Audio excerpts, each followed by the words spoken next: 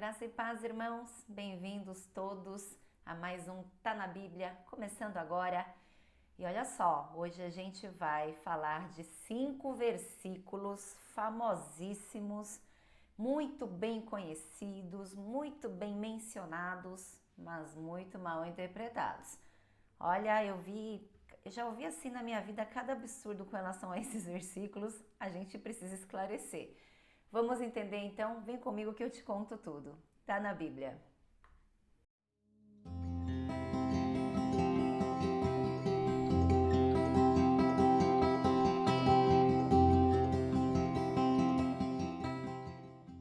Muito bem, irmãos. Então vamos falar desses 5 versículos. Antes disso, dê uma olhadinha lá, né? Se você já curtiu, se você já compartilhou, e compartilha mesmo, viu, irmãos? Porque esses textos, eles são muito conhecidos e muito utilizados na comunidade cristã, até pelos que nem são cristãos, né? Já ouviram tanto falar desses textos, mas muita gente interpreta errado e a gente precisa realmente aprender corretamente de acordo com a palavra de Deus. Você aprenda hoje, ensine certinho, porque no final, irmão, você sabe o que me deixa pasma? Não só aqueles que mal interpretam esses textos por falta de conhecimento bíblico básico, mas aqueles que também ouvem essas besteiras e saem também replicando e reproduzindo essas más interpretações, ao invés de ir lá, pesquisar, estudar, né? Simplesmente ouve e já sai acreditando como verdades. Irmãos, precisamos ser como os bereanos, né? Precisamos ouvir, sim, mas também verificar se a palavra de Deus realmente diz isso e se está sendo corretamente interpretado de acordo com o sistema da Bíblia. Os irmãos vão perceber que muitos dos textos aqui que a gente vai falar hoje são assim interpretados como um texto único, fora de contexto. Aí surgem todas essas baboseiras, essas besteiras evangélicas aí, completamente sem fundamento bíblico. Então hoje nós estamos aqui para falar desses top 5 versículos. Vem comigo, vamos lá. Quinto lugar, começando pelo quinto lugar. Deleite-se no Senhor e Ele atenderá aos desejos do seu coração. Salmo 37, 4. A maioria das pessoas conhece pela versão da Revista Atualizada, né? Agrada-te do Senhor e Ele satisfará os desejos do seu coração. Que texto lindo, né, irmãos? Se a gente olhar assim à primeira vista, agrada-te do Senhor e então Ele satisfará os desejos do teu coração. Quantos desejos nós não temos no nosso coração, né? Tá aí o segredo então, é só agradar o Senhor ou me agradar do Senhor, fazer tudo direitinho, obedecer a Deus, cumprir seus mandamentos e Ele vai satisfazer todos os desejos do meu coração. Essa é a interpretação errada que estão dando, irmãos. Irmãos, muito cuidado, né? Vamos entender um pouquinho a palavra agradar-se do Senhor ou deleitar-se no Senhor. Significa que o seu prazer está no Senhor. O que mais te agrada está em Deus. Logo, é uma causa e consequência. Aquele que tem o seu prazer em Deus, ou como diz o salmista lá no Salmo 1, né? Aquele que tem prazer na lei de Deus e nela medita dia e noite, naturalmente, como consequência, os desejos que essa pessoa tem serão voltados para o que agrada a Deus. É impossível que alguém que se agrada das coisas de Deus, que tem o seu maior prazer de vida nas coisas de Deus, tenha desejos que não agradam a Deus ou desejos contra Deus, né? Você vai necessariamente desejar as coisas de Deus. Então, obviamente, Deus vai satisfazer os desejos do seu coração que estão alinhados ao coração de Deus. Não tem nada a ver esse negócio de se obedecer, fizer certinho, Deus vai me abençoar e vai dar tudo o que meu coração deseja. Isso aí é relação de barganha com Deus e uma relação, na verdade, de troca, né? Uma relação retributiva. E em nenhum momento Deus garante isso ou promete isso para nós. Né, irmãos? O sistema da Bíblia nos ensina que nós devemos obedecer a Deus porque amamos a Deus e não porque esperamos algo em troca. E se Ele, por misericórdia, atender um ou outro desejo do nosso coração, sempre vai ser porque esse desejo do nosso coração glorifica a Deus. Vejam os irmãos o que diz em 1 João 5,14, para não dizer que eu estou interpretando sozinha aqui. É a Bíblia explicando a própria Bíblia. Esta é a confiança que temos ao nos aproximarmos de Deus, que se pedirmos alguma coisa de acordo com a sua vontade, Ele nos ouve. Quando é que Ele nos ouve? Se pedirmos alguma coisa de acordo com a sua vontade. E se você é aquele que se agrada das coisas de Deus, tem o seu prazer nas coisas de Deus, você sempre pedirá algo de acordo com a vontade de Deus. Tá claro, irmãos? Vamos lá então.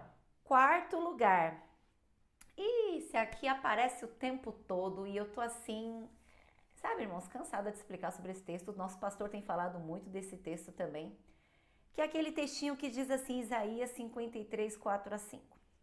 Certamente ele tomou sobre si as nossas enfermidades e levou sobre si as nossas doenças. Contudo, nós o consideramos castigado por Deus atingido e afligido. Mas ele foi traspassado por causa das nossas transgressões, foi esmagado por causa das nossas iniquidades. O castigo que nos traz a paz estava sobre ele, e pelas suas feridas fomos curados. Texto muito conhecido de Isaías, referenciando Jesus, todo o seu sofrimento, né? Toda a sua via dolorosa ali. E aqui, qual a interpretação errada que estão dando em relação a esse texto? Que, aliás, eu ouvi recentemente essa baboseira. Muito cuidado, irmãos, muito cuidado. É de uma falta de conhecimento da palavra, sabe? Jesus tira todas as doenças de quem crê nele. Crente não fica doente. Por quê? Porque Jesus levou sobre si as nossas enfermidades, levou sobre si as nossas doenças. Pelas suas feridas ou pisaduras nós fomos curados. Olha, irmãos, pessoas com muita fé ficam doentes sim, eu vou comprovar pela Bíblia, tá? Em nenhum lugar da Bíblia Deus promete uma vida sem doenças ou sem enfermidades para todos aqueles que creem nele. Nenhum lugar. Pelo contrário, nesse ponto de vista, Jesus é até um pouco pessimista, né? Ele fala assim, olha, no mundo vocês vão passar por aflições. Ele é categórico ao dizer, não é que assim, vocês podem passar, pode ser que vocês passem. Não, ele já deixa claro, no mundo passareis por aflições. Mas vem a ótima notícia, né? A segunda parte desse mesmo versículo. Mas tenham bom ânimo, fiquem animados, não fiquem tristes. Porque eu venci esse mundo, eu venci o mundo que dará aflições para vocês. Então, nossa vitória, irmãos, final já está garantida. E essa vitória não tem nada a ver com relação às doenças, com relação a enfermidades, né? Aqui a profecia de Isaías é no sentido de que Jesus levou sobre si a nossa pior maldição, a nossa pior doença, que é a doença do pecado.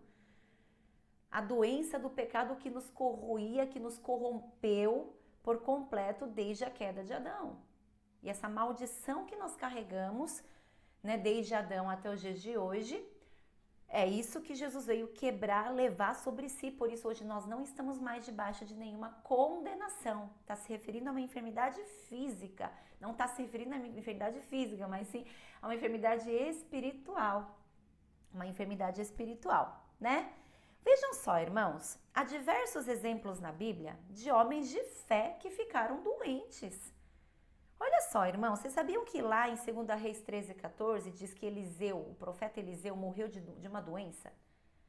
Ele diz assim, ó, ora, Eliseu estava sofrendo da doença da qual morreria. Então, Eliseu morreu de uma enfermidade, Deus não curou, não curou. E olha que Eliseu, irmãos, a gente tem a referência de Elias como um profeta do poder, Eliseu tinha poder em dobrado, né, em porção dobrada. Foi o que ele pediu para o Senhor, o que ele pediu para Elias antes dele ser arrebatado, e ele recebeu a porção dobrada do Espírito, do poder. E esse grande profeta Eliseu, e nós temos histórias aí de realizações poderosíssimas, né, através de Eliseu, né, da pessoa de Deus através de Eliseu, nos livros aí históricos, morreu de uma doença. Lá em 1 Timóteo 5:23, Paulo escreve a Timóteo. Timóteo na época era um pastor, né? Era um jovem pastor de uma igreja. E Paulo escreve assim, não continue a beber somente água, tome também um pouco de vinho, por causa do teu estômago e das suas frequentes enfermidades. Olha, irmãos, eu lendo esse texto, eu falei pro pastor, olha, então acho que eu tenho a bênção de Timóteo, porque eu tô frequentemente enferma, né? Os irmãos sabem, os irmãos que me conhecem, saúde não é meu forte, saúde física não é meu forte. É por isso que eu tento cuidar bem da minha saúde, sou adepta aí a uma boa alimentação, a praticar exercício físico. Não, aí muita gente até pergunta, né? Nossa, missionária, você faz tudo isso e sempre tá doentinha? Irmãos, eu tô nesse nível porque eu faço tudo isso. Porque se eu não fizesse nada disso, eu estaria muito pior. E desde a minha infância nunca foi meu forte a minha saúde física, né? Nunca foi mesmo. Sempre fui muito fraquinha, muito molinha, né? Mas não me sinto menos abençoada por isso, não me sinto sem Deus por causa disso. Pelo contrário, em todas as minhas doenças, enfermidades, o Senhor foi comigo, me levantou, me usou. Então, de fato, não tem nada a ver. E aqui Paulo fala que Timóteo era frequentemente enfermo. Então, Timóteo também acho que vivia, né? Vivia doentinho também. Então, não tem nada a ver essa questão, quem é crente não fica doente. Como é que a gente explica esse monte de cristão que além de não só questão da enfermidade, mas morre por causa de Cristo, morre em campo missionário, tem tragédias acontecendo em suas vidas? Olha, irmãos, pode nem ouvir essas besteiras aí, porque eu fico até irritada com isso, sabe? Não precisa dar ouvidos a isso. O próprio apóstolo Paulo, os irmãos conhecem, tinha um espinho na carne, né? Um espinho na carne. E ele fala que ele implorou 3 vezes ao Senhor e o Senhor disse, eu não vou curar, não vou tirar. E aí você vai duvidar que Paulo, ele não era um homem de fé, não era um homem usado por Deus? Né? Ele inclusive fala aos Gálatas sobre esse espinho na carne, olha que interessante. Eu lhes suplico, irmãos, que se tornem como eu, pois eu me tornei como vocês. Em nada vocês me ofenderam. Como sabem, foi por causa de uma doença que lhes preguei o evangelho pela primeira vez. Embora minha doença lhes tenha sido uma provação, vocês não me trataram com desprezo ou desdém. Pelo contrário, receberam-me como se eu fosse um anjo de Deus, como o próprio Cristo Jesus. O que Paulo está dizendo aqui? Olha só, 2 coisas. Que foi por causa da doença dele que ele pregou o evangelho aos Gálatas. Então, nesse contexto, a doença de Paulo foi uma bênção, foi uma ferramenta de glorificar a Deus. Segundo ponto, de que mesmo sendo doente, e aqui a gente não sabe, né? Historicamente temos várias suposições do que Paulo teria, mas ninguém sabe ao certo qual seria esse espinho na carne de Paulo. Mas nitidamente era algo visível, era algo notável. E ele fala que mesmo tendo essa doença, os Gálatas não trataram ele com desprezo, não excluíram ele, não trataram sem respeito, pelo contrário, trataram Paulo como se fosse o próprio Cristo Jesus. E Paulo elogia e agradece esse acolhimento que os Gálatas tiveram.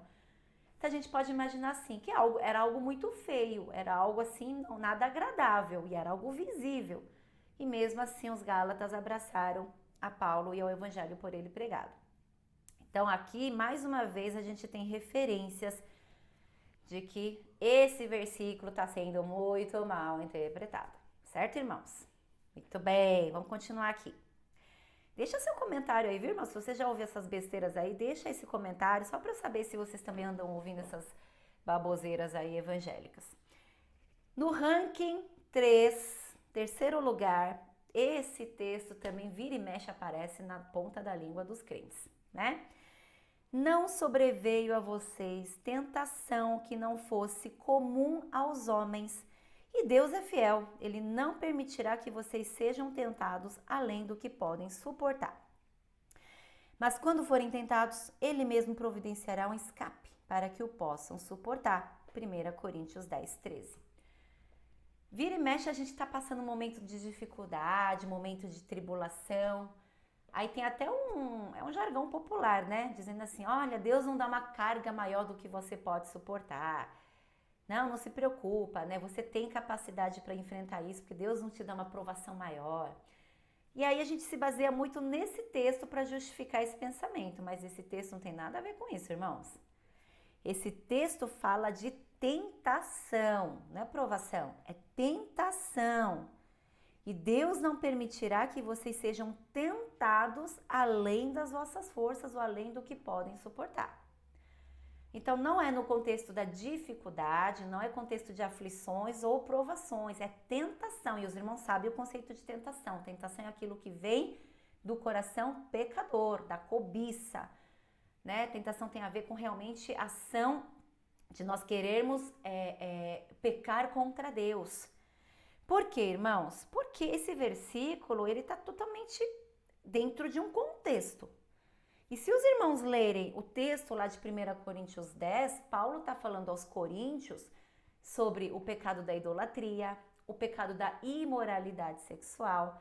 E ele então inclui esse textinho no meio, falando o quê? Olha, irmãos, fiquem com olhos abertos, porque não virá sobre vocês essas tentações para pecar contra Deus que vocês não consigam vencer, porque Deus permite, ele permite que sejamos tentados, mas não além das nossas forças. E esse texto vai totalmente de encontro ao texto de Hebreus, um texto de Hebreus que fala assim, ó.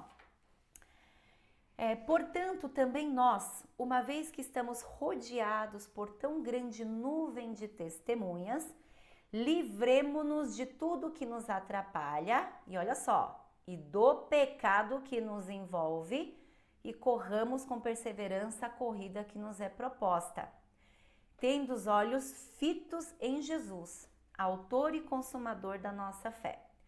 Ele, pela alegria que lhe fora proposta, suportou a cruz, desprezando a vergonha, e assentou-se à direita do trono de Deus. Pensem bem naquele que suportou tal oposição dos pecadores contra si mesmo, para que vocês não se cansem nem se desanimem. Agora vem a parte importante. Na luta contra o pecado, vocês ainda não resistiram até o ponto de derramar o próprio sangue.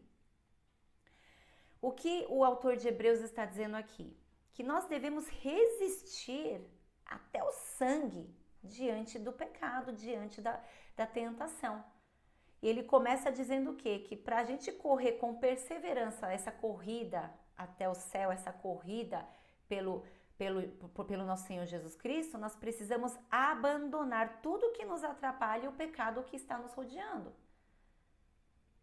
E para isso a gente tem que lutar até o nosso sangue. Irmãos, aqui mostra claramente a nossa luta contra a nossa natureza. Aquilo que a gente gosta, aquilo que a gente é inclinado a fazer por conta da nossa natureza pecaminosa. Abandonar os nossos próprios prazeres, desejos que não agradam a Deus para que possamos correr essa corrida. Então, voltando àquele texto que é mal interpretado, não tem a ver assim, Deus não te dá um fardo maior, não é nada disso. Significa que sempre em nossa vida vai estar nos cercando o quê? A tentação, o pecado e principalmente a tentação, a Bíblia fala, Tiago fala que a gente é tentado pela nossa própria cobiça, pelo que aquilo que o nosso coração mais deseja. Ele está sempre presente em nós, irmãos. Até que sejamos perfeitamente glorificados, o desejo pecaminoso sempre está perto de nós. Cabe a nós vencermos, resistirmos. E Deus nunca vai permitir que aconteça algo de tentador na nossa vida que seja muito mais forte do que o que a gente possa vencer. Senão, o mandamento de Deus é contraditório. Como é que ele nos manda vencer algo que é impossível a gente vencer? Então aqui ele está dizendo, resistam até o sangue, vai até o final ali para dizer, Senhor, eu estou lutando contra o meu pecado, eu estou lutando contra a minha tentação. Né? Então os irmãos entendam que aqui, né, pelo contrário, quando você resiste, Deus fala o quê? Que ele te dá uma saída, um escape para que vocês possam suportar essa situação. Tá bom, irmãos? Aqui vem mais um versículo, então, falando do que é correto. Aqui falamos do que é correto e muito mal interpretado. Faltam 2 textos e esses 2 textos eu vou deixar para a semana que vem. Para que os irmãos fiquem curiosos, mas são 2 textos, ó, top 2, top 1, vixe, esse daí aparece o tempo todo, que é, busquem em primeiro lugar o reino de Deus e a sua justiça, e todas essas coisas vos serão acrescentadas, e tudo posso naquele que me fortalece. E de bônus, eu vou trazer mais um versículo que eu não falei aqui, mas que também é muito mal utilizado, muito mal interpretado. Você aprendeu nessa noite o que significam esses textos? Aprendam, ensinem. E o mais importante, irmãos, coloca um filtro nesse ouvido, viu? Coloca um filtro porque muita gente é ignorante com relação às escrituras. Simplesmente pega um texto fora de contexto, pega um texto e interpretam da sua forma, colocam lá, né, um viés do seu próprio olhar, da forma como gostaria que fosse pregado e inventam aí falácias humanas, mas não são efetivamente a palavra de Deus. Não é porque está usando o texto bíblico que se diz respeito à palavra de Deus. Fiquem aí com a paz de Deus, irmãos. Olha, compartilha, ensina, né? Se precisar, reprisa, estuda, porque o povo de Deus que estuda a palavra de Deus não perece por falta de conhecimento. Deus abençoe vocês e voltaremos na semana que vem com a parte 2. Amém.